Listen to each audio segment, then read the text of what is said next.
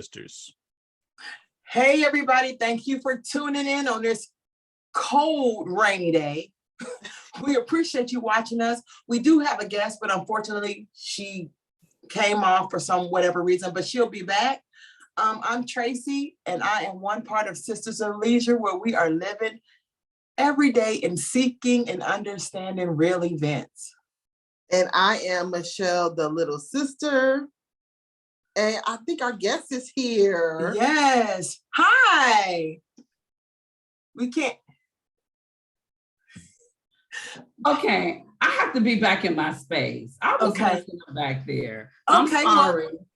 Well, we thank you for tuning in. We have the wonderful, amazing Jurline Redeaux, MSW. And let me tell you how I met this wonderful woman. You know, I'm doing my little thing that I always do. You know, I like to inspire people because I feel that that's what we need to do, lift each other up. Yeah. So she reached out to me and she was like, are you, something about, are you? I was like, it's you in my head. Yeah. She said, is you me? And I didn't even know her. I didn't know her. I never met her. And she left her phone number. I called her immediately. When I say this woman is just an awesome person, she is just so inspirational. She's just amazing. I met her, I clicked immediately. So when you're able to click with someone like that, you know they got a good heart. Yeah. And I'm just so honored to have you on our podcast today. We really appreciate you for taking out the time from California to be on our podcast. Well, Tracy, Michelle, I am absolutely honored because number one, I believe in encouragement and you just don't know, it was early if you think about it. Mm-hmm. So that means that I was needing that motivation. And Michelle, it hit me right where I needed it. And I just had to say, call me because what you're talking about, I'm living it. And I'm honored. I mean, it's not I'm just honored to support beautiful entrepreneur, thinking out of the box sisters.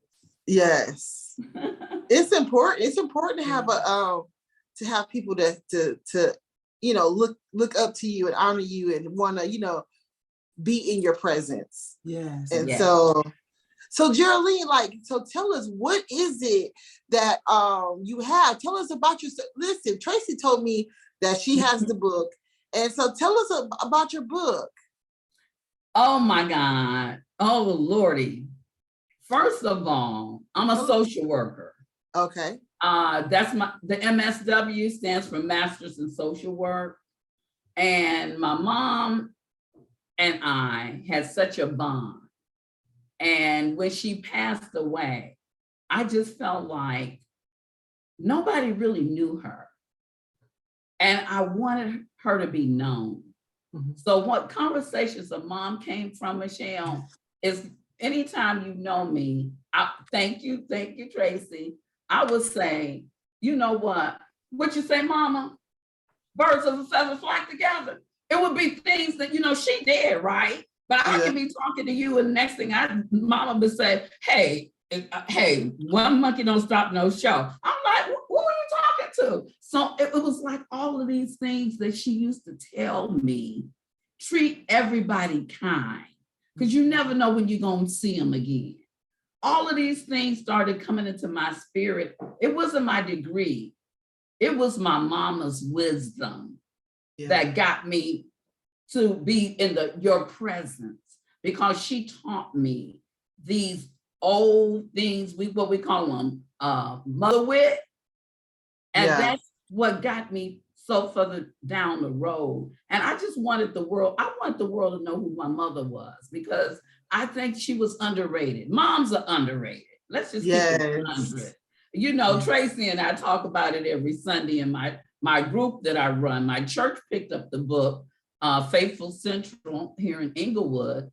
They picked the book and the workbook as one of the small groups discussions, which I was so honored. Me, little old bitty me, my book is going to be on a group, But one thing I wanted the world to know, it doesn't matter where you start off at, it's where you finish. Yeah. And my mother was humble, from humble beginnings. Clarksdale, Mississippi, sharecropper, third grade education, but look who she raised. And I wanted the world to say, when you see me, you seeing Ola Mae Johnson. Don't minimize who she was.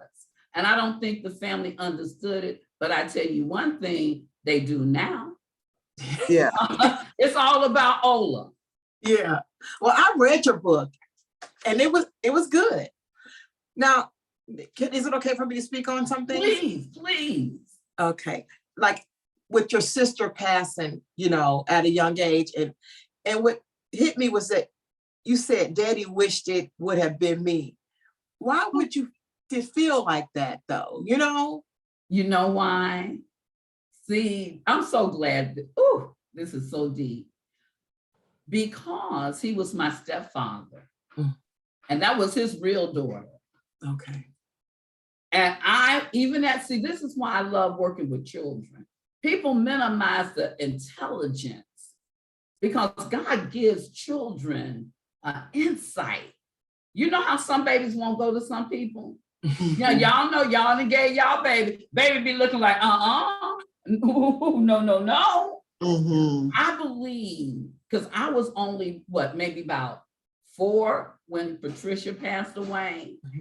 I remember the sadness, but I know from studying human behavior, he had to wish, why my baby? Why not that man's baby? See, I'm not his. That's another reason why I wanted to honor my mom, because she didn't have to bring me into this world. Yeah. Back in the 50s, they had ways to get rid of kids then. Everybody think abortion and all this stuff is new. No, it isn't. They had some potions and all kinds of stuff that they could do what they wanted to do. She could have gave me away. So thank you so much for bringing that point up, because I never felt loved by my stepfather. And because it was a secret, can talk about it. See, that's why I said conversations with mom. I wished I could have sat down and talked to my mother about my biological father. Yeah. The bits and pieces I got from this person, and they're gonna tell you anyway, right? That nosy auntie can't hardly wait to tell a cousin. They can't wait to tell you, but mama beat you to the punch. Yes. So that's why it's bittersweet when I say that. It's really deep. I'm happy that you went there, because even as a little girl, you guys, I realized that was his baby. Yeah. That was his girl, his only girl. See, he had 4 boys.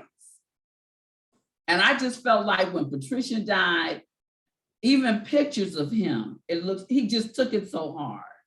And as a young girl, and as I started to write this book, I started to just tell my truths, because the family didn't want to hear it. He was gone, mama's gone, so nobody's being put out there. So I really wanted everybody to know mothers make some big sacrifices. Yes. And nobody ever tells them, Mama, thank you for my life. Do you think this is like a form of closure for you? Your book? Actually, no, because I'm writing part 2. Okay. But you know what it is, Michelle? It's an honor, because it has healed so many people in my mother's name. So as far as who I am, yes, it is closure. I'm Ola Mae Johnson's daughter, and Willie Johnson is my father's. It's not on my birth certificate, by the way, because as you read, Tracy, midwives kept it real. They knew everything. They knew who my biological father was, so they put his name on the birth certificate. That's what I'm talking about. Because so when I ordered my birth certificate as I got older, it wasn't Willie Johnson's name on it, but we had to live this secret. And I don't really think it should have been one. You know what? He left her. Let's keep it 100. He left her in Mississippi with 4 boys and went to Chicago. That's why I talk about desertion, because my husband did me the same way. So when she met my dad, I'm her love child. I always believed that my mama didn't get love the way she should have had, but she must have got some love, because look who's sitting here right now. And I'm all about love. Yeah. I'm all about love. So this man who stepped up in place, my oldest brother shared with me before he died. He said, if it wasn't for your father, we wouldn't have made it. That's the best gift, Michelle, he could have ever gave me. He honored the man that gave me life. I honor the man who gave me his last name. There's no dishonor. But if we don't get truthful about this, in a way, I do have closure, because now I have talked about the pain that my mom endured. Yeah. Now let's talk about your nonprofit, New Expressions. What is that about? Oh my goodness. That is, Lord, when I retired from DCFS, first of all, the Department of Children and Family Services, I used to work for the largest child welfare agencies in the United States, probably the world, after New York and Chicago. Child welfare, that means taking kids, doing the whole 9. And I was bullied in the workplace by my own people. Sorry, got to keep it 100. And from that bullying, I left my job earlier than I intended to, and ended up working for my church. At that time, I was going to West Angeles, and homelessness was big it was during the time when people were losing their homes back in the 80s, late 80s. I retired 2008, 2009. People out here were losing their home. They were being foreclosed on because a lot of kids didn't tell their parents they had took loans out on their homes. So we had people coming to our church home about to lose their house. So me and my colleagues decided, let's open up a transitional house for homeless people. Didn't have not a dime. Tell me if God won't honor. Didn't have a quarter. All I had was about $3,000 left out of my poor little retirement fund. At any rate, I met some people who were looking for investors. So since I had the money, they came to me. They had a brand new house in Watts. Watts is a part of California. That's where most people know Watts and Compton. Low income, poverty, now it's coming up. And they honored me by giving me the nonprofit. They had all the paperwork done already. I did open up a home called the Sankofa House. Sankofa bird is my logo. And that's how I got started.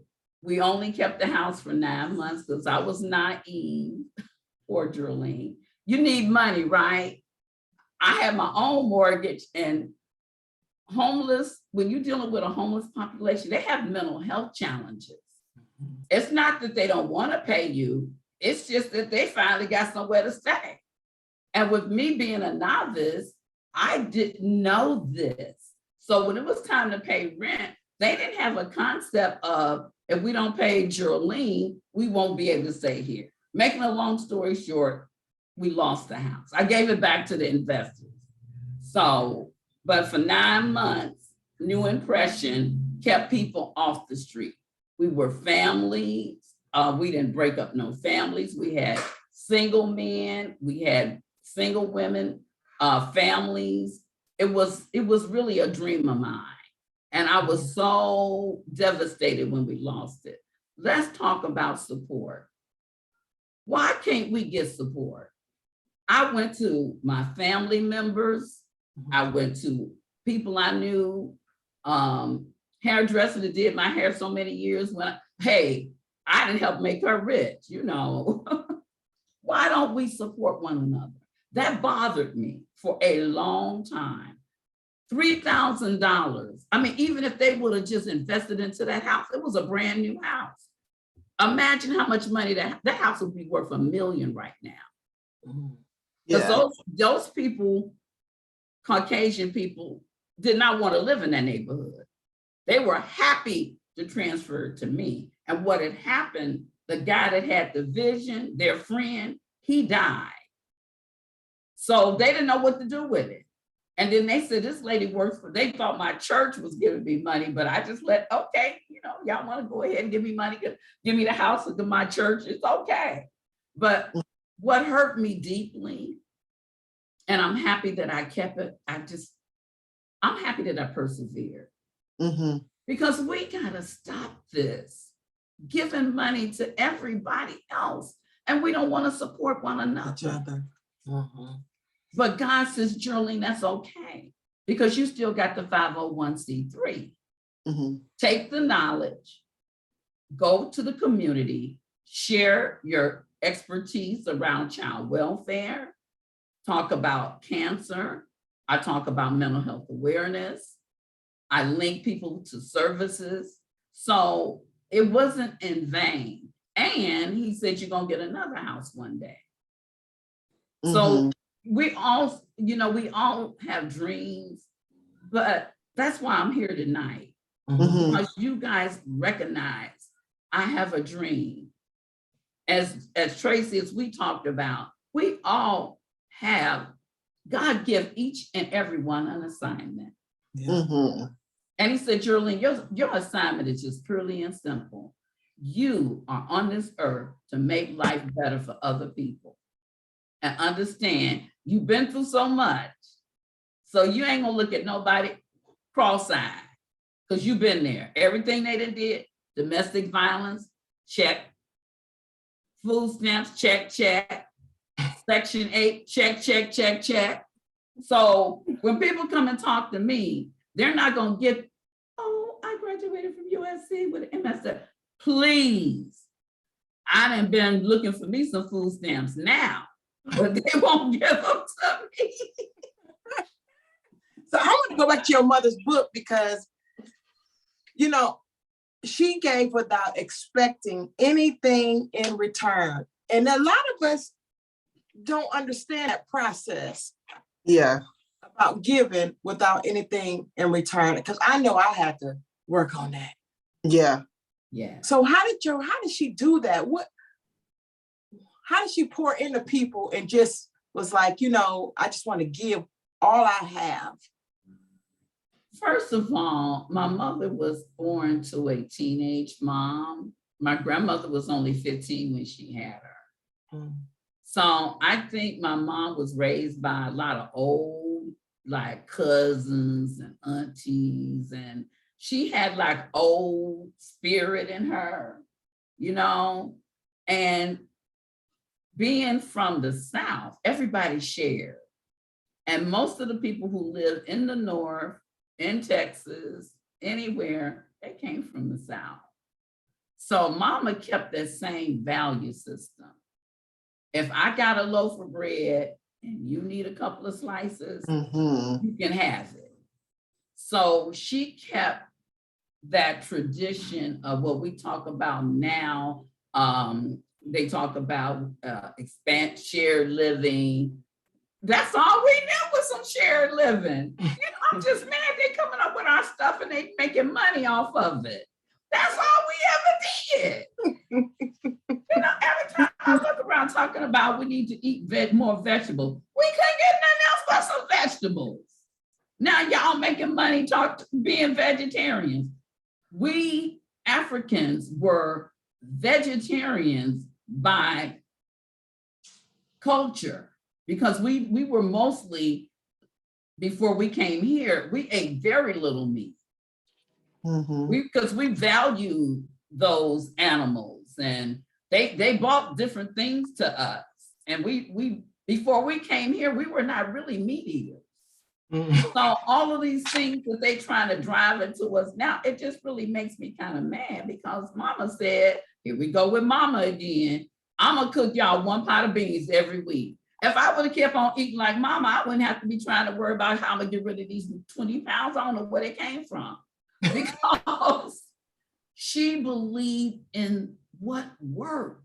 for them at the time. She didn't feel like she had to change because she moved from picking cotton to Chicago.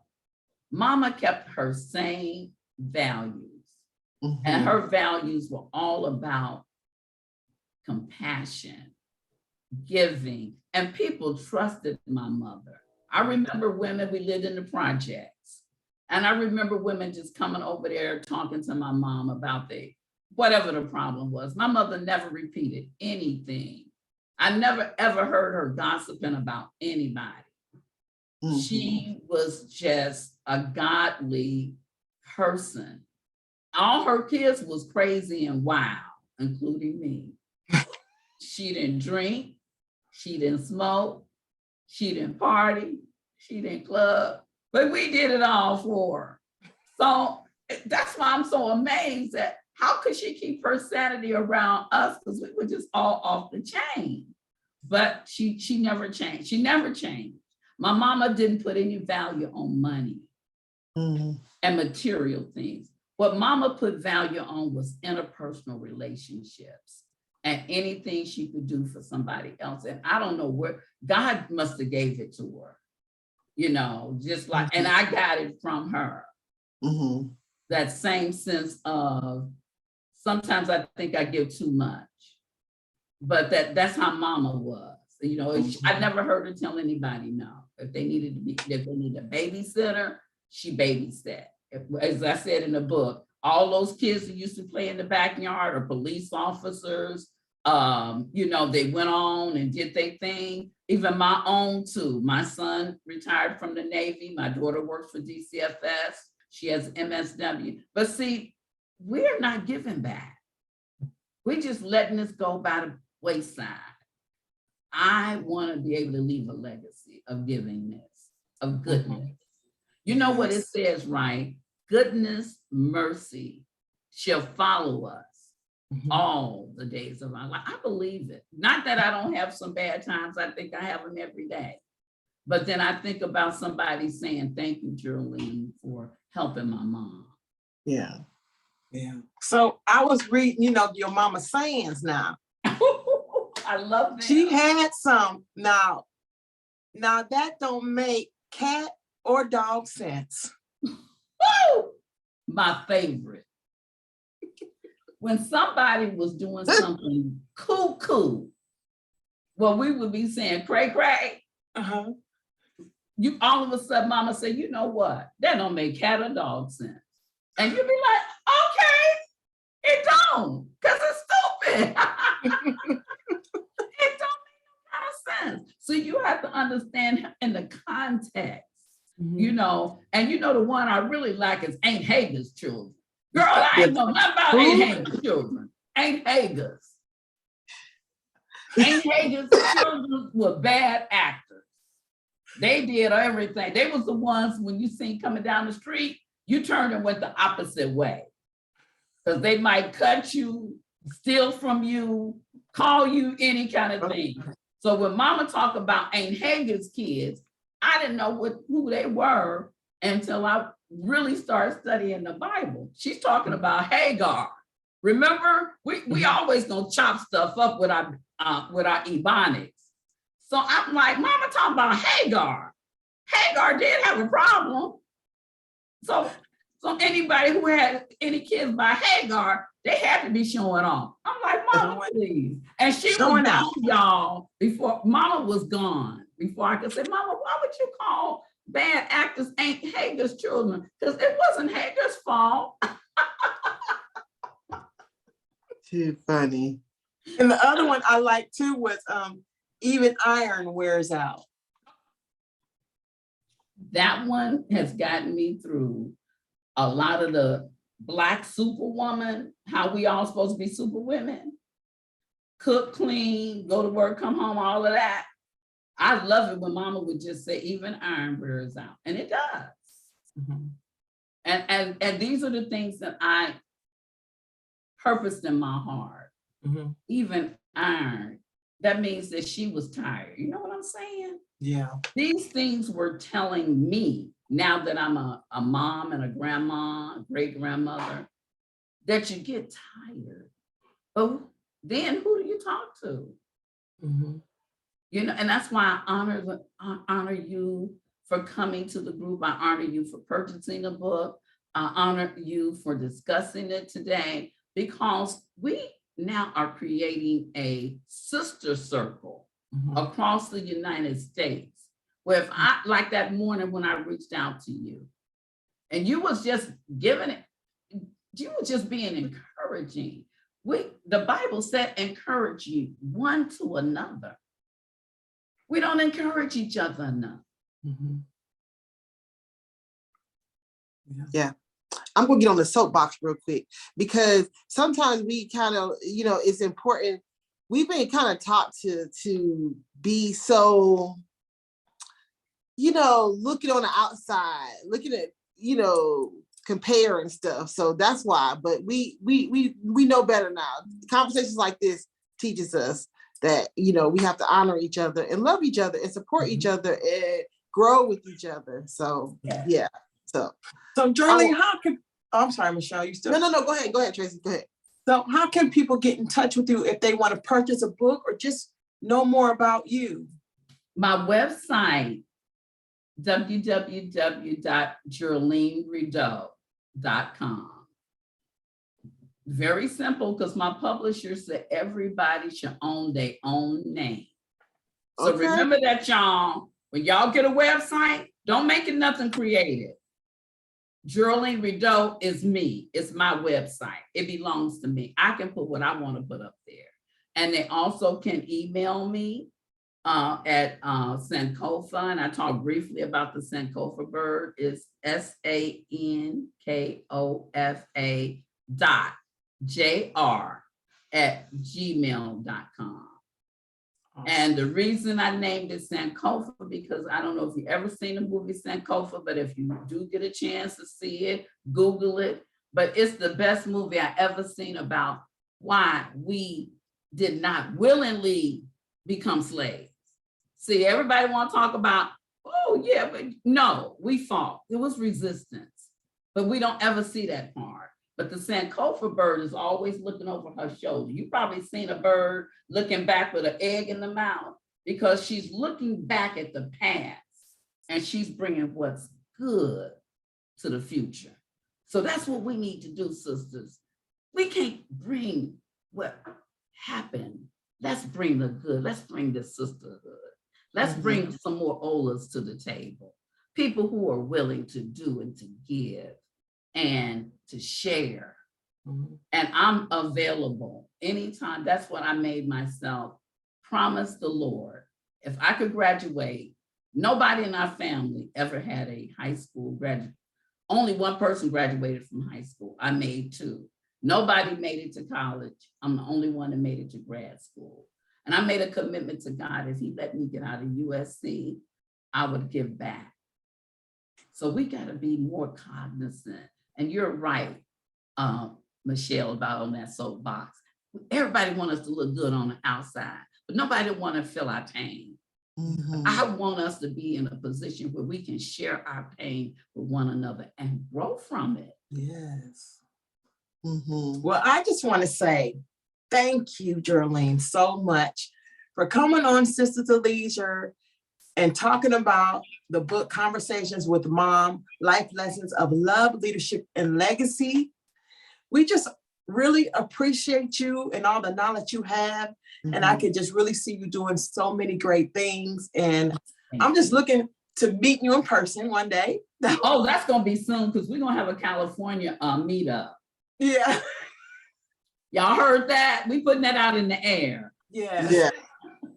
And God has just blessed me with a home that we can come to. You guys won't have to do nothing but get your airfare. We can block out the time zone and we can just have our own girls night. And then we can tour the city, go to Hollywood, do the whole 9, and then go somewhere where we can all connect spiritually and come back new. That's what he told me, Jurline. It's not what you think it is. So follow what your assignment. That's what I want everybody to know that. I love that. Follow your assignment. Follow your assignment. And the only way you're going to know it is to spend some time with God. Yes, indeed. Because we have to take time to be quiet to listen. And guess what, y'all? He just fixed my internet so it don't work in the back. So I've been reading lately. Tell me if he won't shut us down. Yes. Amen. Well, thank you again, and we appreciate you so much. Thank And you. we're just looking to hear what amazing things that you're going to have in the future. Anytime you need me to come back, and anytime I need y'all to come forward. Yes. Yes. So, I love it. Thank you for the opportunity. God knows I needed you guys today. You have encouraged my heart and my soul. I want you to know that. Bye-bye. Bye. Bye. Bye. Thank you.